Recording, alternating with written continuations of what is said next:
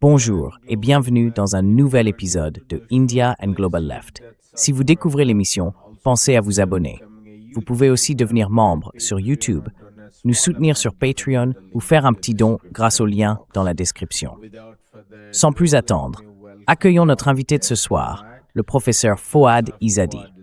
Le professeur Izzadi vient d'Iran et enseigne à l'université de Téhéran.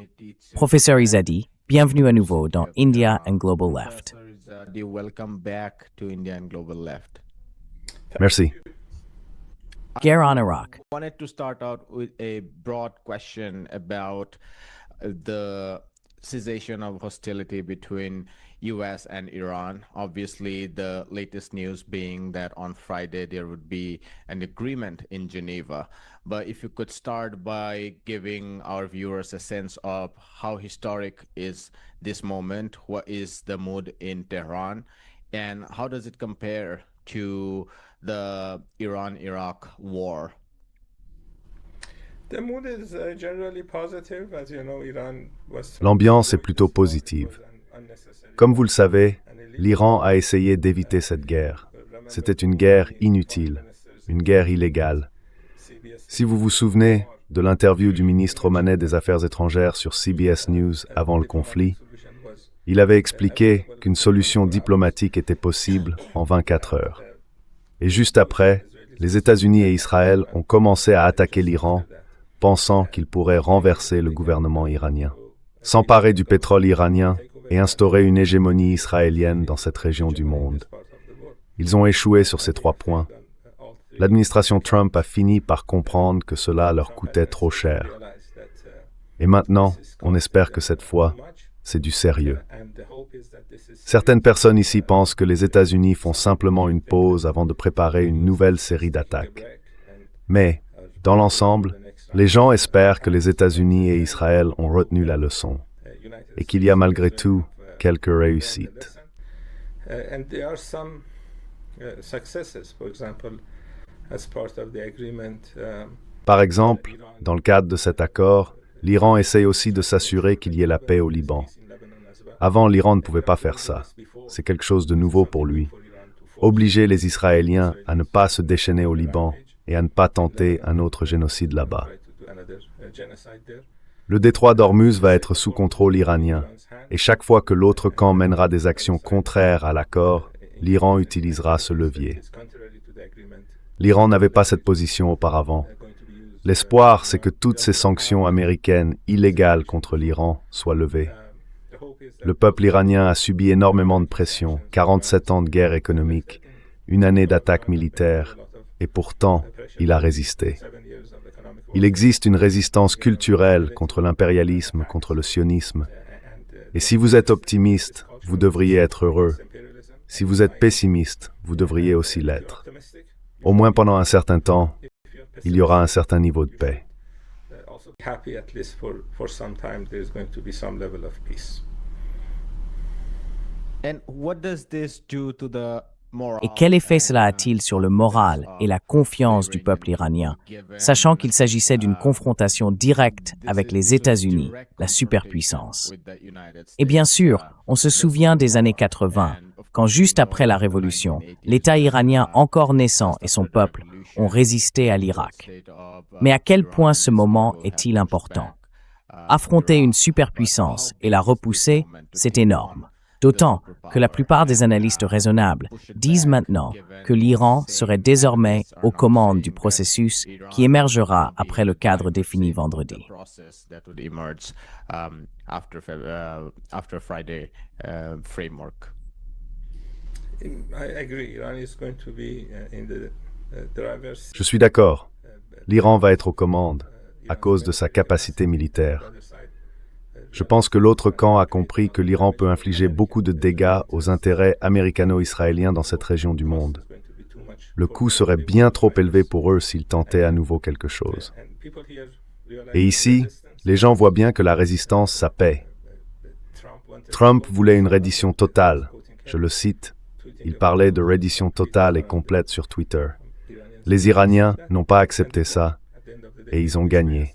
Au final, ils ont subi beaucoup de dégâts, mais c'est comme ça qu'il faut agir, face à 2 régimes nucléaires génocidaires. Il faut résister, même s'ils sont plus puissants que vous.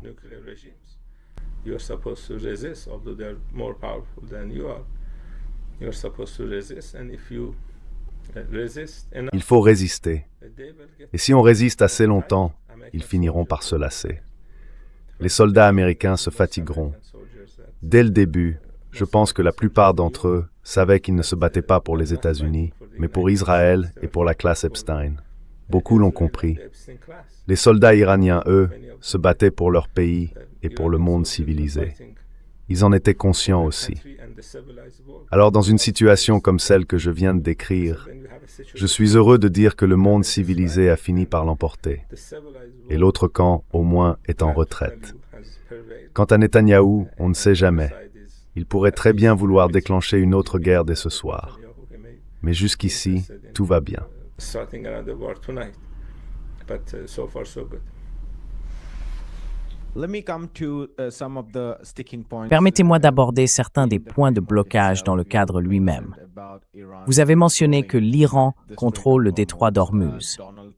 Donald Trump a tweeté en disant que le détroit d'Ormuz allait rouvrir et que les navires du monde entier devaient se préparer à un détroit d'Ormuz libre.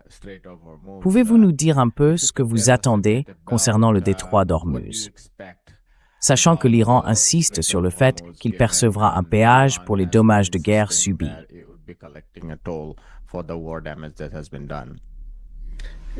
You know, this is Vous savez, c'est un protocole d'accord.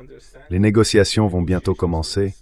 On va avoir 60 jours de discussion. you're going to have this 60 Et un point sur lequel l'Iran insistera, and one thing c'est que le détroit d'Ormuz se trouve dans les eaux territoriales et la zone contiguë de l'Iran. Iran's territorial water, En droit international, on a cette Convention des Nations Unies sur le droit de la mer. the UN Chaque pays dispose de 12 000 d'eau territoriale have 12 et de 12 000 supplémentaires de zones contiguës. territorial waters 12 plus 12, ça fait 24. contiguous Or, le détroit d'Ormuz fait 21 000. plus 12 is 24. Donc le détroit d'Ormuz n'est pas dans les eaux internationales, ce ne sont pas des eaux libres. Le détroit d'Ormuz se trouve dans les eaux territoriales et la zone contiguë de l'Iran. Iran's territorial Et c'est la même chose pour Oman. contiguous zone, and Ce sont les 2 États côtiers, et le détroit d'Ormuz n'en a que 2. coastal states, and the state of Hormuz has only 2. US is not a coastal state. The state of Les États-Unis ne sont pas un pays côtier du détroit d'Ormuz. Les États-Unis sont un pays côtier du golfe du Mexique. Ils sont à 11 000 km d'ici. Ils n'ont donc aucune légitimité pour dicter aux pays de cette région la manière dont ils doivent agir. Dans le cadre de cet accord, l'Iran et Oman vont prendre leurs dispositions, et c'est tout. Les responsables iraniens ont expliqué qu'ils allaient instaurer non pas des péages, mais ce qu'ils appellent des droits de pilotage, des frais pour différents services que l'Iran fournit. L'un de ces services, c'est la sécurité. Vous savez, dans cette partie du monde, il y a des pirates. Je n'utilise pas de mots insultants. C'est ainsi que Trump a décrit la marine américaine quand elle s'empare de pétroliers, crée des blocus et tire sur des navires. Blockades, shooting at ships. So providing security here is going to be. Assurer la sécurité ici va coûter cher. We have C'est une région riche. On a des gens qui sont des descendants de pirates, ou du moins qui s'intéressent à prendre le contrôle de cette zone. Et pour ces services, l'Iran fera payer ce qu'on appellera sans doute des droits de pilotage, des frais de ce genre que les Américains peuvent accepter ou refuser. Mais l'Iran ne laissera pas le détroit d'Ormuz revenir à la situation d'avant. Le changement de régime, ce n'est pas à Téhéran qu'il a eu lieu, c'est dans le détroit d'Ormuz. Et c'est comme ça que les choses vont se passer. Si les Américains n'aiment pas ça, ils peuvent toujours lancer une autre guerre et se faire battre à nouveau. That's how it's going to be. If Americans don't like it, they can start another war and be defeated again. This also involves Cela concerne aussi les pays de la région, surtout ceux du Golfe Persique, puisque leur énergie doit passer par le détroit d'Ormuz et qu'ils ont des accords de sécurité avec les États-Unis. L'un des points sur lesquels l'Iran insiste, c'est la fin des bases militaires américaines. Bien sûr, personne ne s'attend à ce que cela change du jour au lendemain. Mais beaucoup d'analystes, estime que cela pourrait marquer le début de la fin de l'empire militaire américain dans la région. Alors, selon vous, que va-t-il se passer pour les cadres de sécurité régionaux et comment vont évoluer les relations entre l'Iran et les pays du Golfe?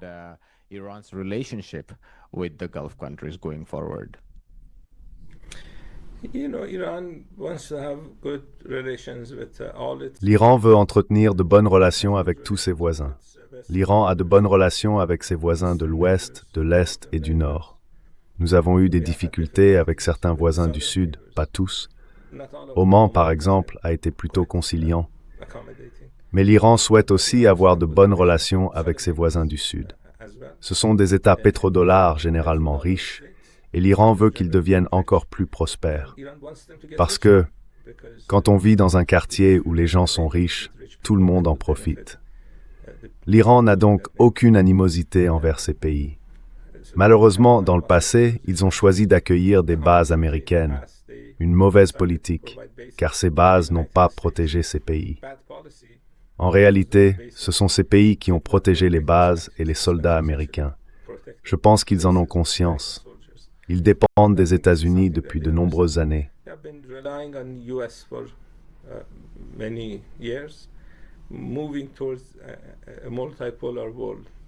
Aller vers un monde multipolaire, ça peut être difficile pour eux, mais tôt ou tard, ils prendront cette décision. Et l'Iran les aidera s'ils décident de le faire. Donc, on y reviendra. Si ce cessez-le-feu tient, si cette paix dure, l'Iran va chercher à normaliser ses relations avec ces pays. Dans le cadre de cet accord, il y a ce fonds de 300 milliards de dollars, censé aider à reconstruire tous les dégâts en Iran. Ces pays ont déclaré, au moins pendant les négociations avec l'Iran, qu'une partie de ces fonds viendrait d'eux. C'est pour ça que l'Iran ne voit pas d'inconvénient à ce que ces pays s'enrichissent, parce qu'ils peuvent contribuer davantage. Donc globalement, si Netanyahou et Trump se comportent correctement, on peut avoir la paix, c'est une option. L'autre option, c'est de retourner à la guerre. Et je pense que l'Iran est prêt dans les deux cas.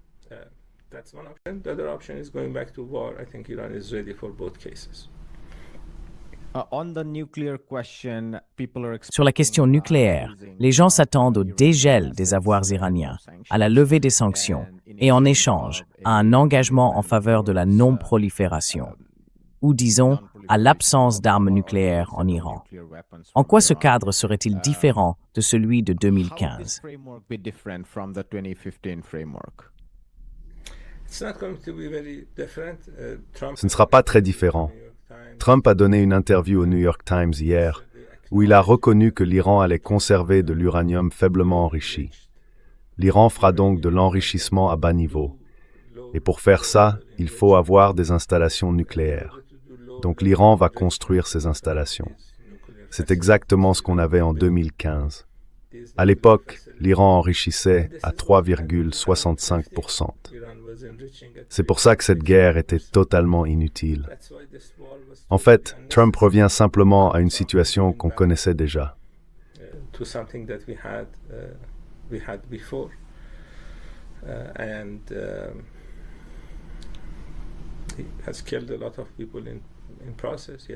Il a tué beaucoup de gens dans le processus. Il a dépensé des milliards de dollars à courir après une illusion. Et avec cette position de force, je pense qu'il a offert à l'Iran la possibilité de se défendre bien plus efficacement qu'avant.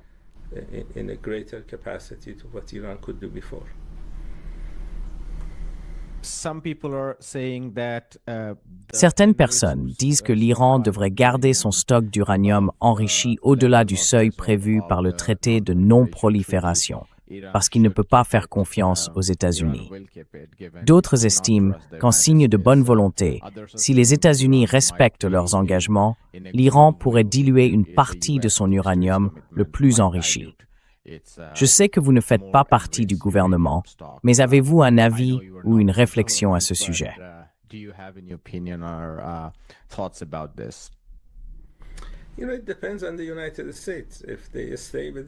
Vous savez, tout dépend des États-Unis. S'ils respectent cet accord, s'ils lèvent les sanctions, s'ils y mettent fin et se comportent comme un pays normal, au lieu d'un empire agressif en déclin, S'ils deviennent un pays sérieux, au lieu de partir en croisade et de tuer d'autres peuples, alors l'Iran pourrait peut-être assouplir sa position. Je ne sais pas. Mais ça n'arrivera que si les États-Unis restent dans cet accord. Vous savez, une des raisons pour lesquelles l'Iran a enrichi à un niveau plus élevé, c'est que cela a été fait sous la pression des États-Unis. Donc, s'il lève ces pressions, l'Iran pourrait revenir au même niveau de production qu'avant. Tout dépend donc des États-Unis.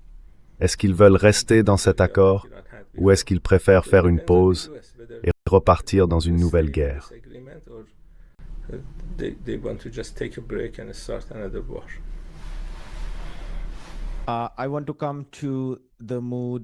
J'aimerais qu'on parle un peu de l'ambiance en Israël et que vous me disiez ce que vous en pensez si vous suivez la situation. On a l'impression qu'il y a une réaction presque hystérique en Israël à ce qui s'est passé entre l'Iran et les États-Unis.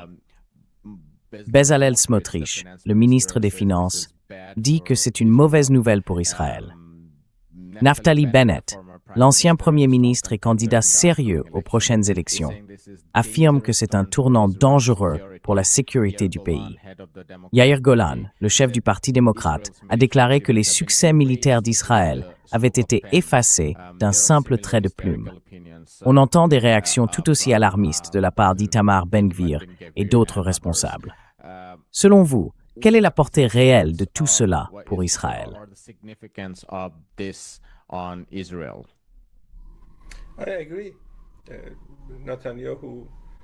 Je suis d'accord. Netanyahou est devenu trop agressif. Il n'aurait jamais dû déclencher cette guerre. Il pensait pouvoir changer le gouvernement iranien et instaurer une hégémonie israélienne conforme à l'idée du grand Israël. Et il a plongé Israël dans un énorme chaos. Comme je l'ai dit avant cette guerre, l'Iran ne pouvait pas instaurer la paix au Liban. Si cet accord est correctement appliqué, alors il y aura la paix au Liban. Netanyahou se présente sous l'étiquette du Likoud et il a causé beaucoup de souffrance aux Israéliens. Il ne devrait pas être réélu. Et ces gens venus de différents pays qui ont pris les terres d'autrui devraient retourner dans leur pays d'origine et rendre la Palestine aux Palestiniens, parce que la Palestine sera libre, du fleuve à la mer. Because Palestine will be free from the river to the sea.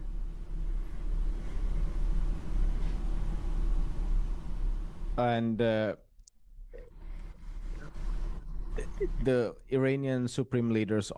Le bureau du guide suprême iranien a récemment déclaré que sa relation avec le Hezbollah serait encore plus forte qu'avant la guerre. De son côté, le ministre israélien de la Défense, Israel Katz, a affirmé qu'il n'allait pas évacuer les territoires occupés à Gaza, en Syrie et au Liban. Est-ce que vous vous attendez à une relation très tendue entre l'Iran et Israël dans les mois à venir?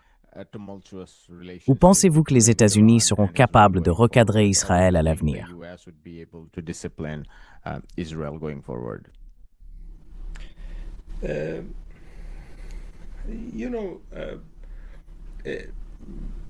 Vous savez, ce ne sera peut-être pas facile pour Trump de tenir Netanyahou en laisse.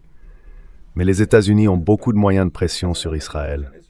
L'armée israélienne utilise toutes ses armes américaines. Les États-Unis soutiennent Israël sur le plan économique et politique. Ils opposent leur veto à des résolutions pour le protéger. Donc en réalité, les États-Unis peuvent empêcher Israël de mener ce genre d'action. Ils ont ce choix-là. Soit Trump décide de l'utiliser, soit il ne le fait pas. Et si Israël attaque à nouveau l'Iran ou le Liban, alors on retournera à la guerre, parce que ce ne sera pas acceptable. C'est donc une décision qui leur appartient. Ils auraient dû tirer beaucoup de leçons de ce qu'ils ont fait l'an dernier. Et s'ils les ont vraiment comprises, ils verront que leurs objectifs ne sont pas atteignables. Mais encore une fois, c'est leur choix. Je pense que l'Iran est prêt dans les deux cas.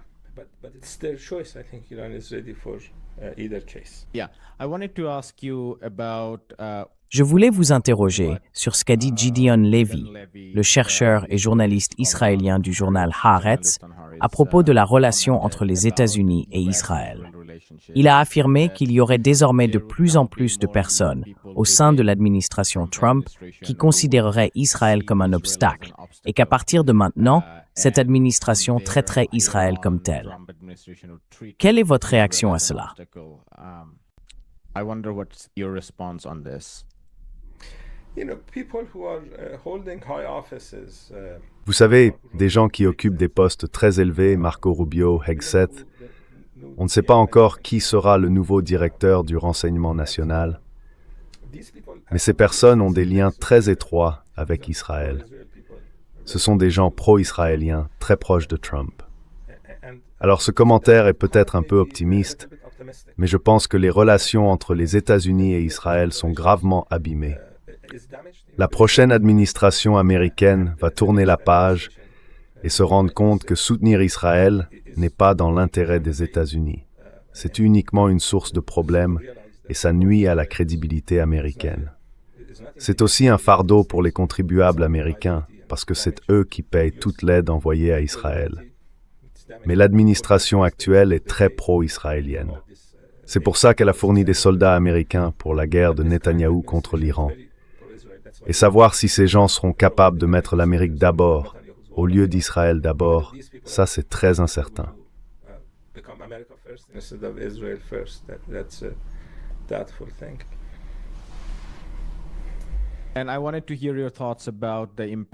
J'aimerais avoir votre avis sur les conséquences de tout cela pour la Palestine. Le professeur Mohammad Marandi, que nous avons reçu dans notre émission, expliquait que pour l'Iran, mettre fin au génocide en Palestine et au Liban, mettre un terme au génocide dans ces deux régions, est au cœur même de l'engagement iranien. J'écoutais aussi le professeur Hassan Ahmadian, votre collègue de Dropsite News, et si je l'ai bien compris, il disait qu'à ses yeux, en ce moment, l'influence de l'Iran sur la question de Gaza semble assez limitée, alors qu'il y aurait davantage de possibilités d'avancer vers la fin du génocide au Liban. C'est pour cette raison, selon lui, que l'Iran insiste beaucoup plus sur le Liban.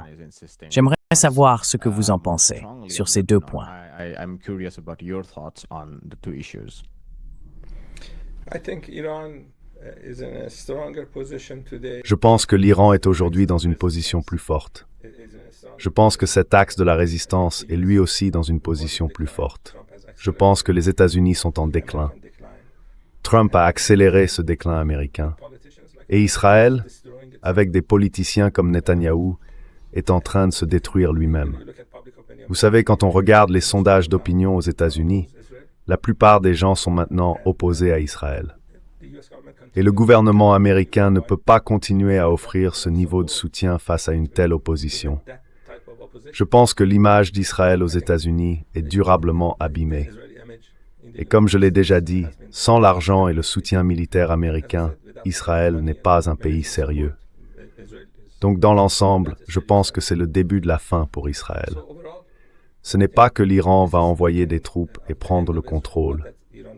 L'Iran va simplement regarder Israël se désintégrer, parce que les dirigeants israéliens sont des personnes génocidaires, poursuivies pour crimes de guerre devant les tribunaux internationaux. Et on ne peut pas maintenir un régime dirigé par ce genre de personnes.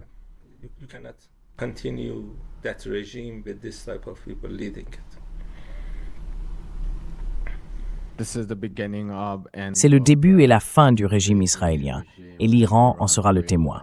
C'était votre déclaration, et nous allons en rester là. Professeur Fouad Izzadi, merci beaucoup d'avoir été avec nous. C'était un plaisir de vous parler.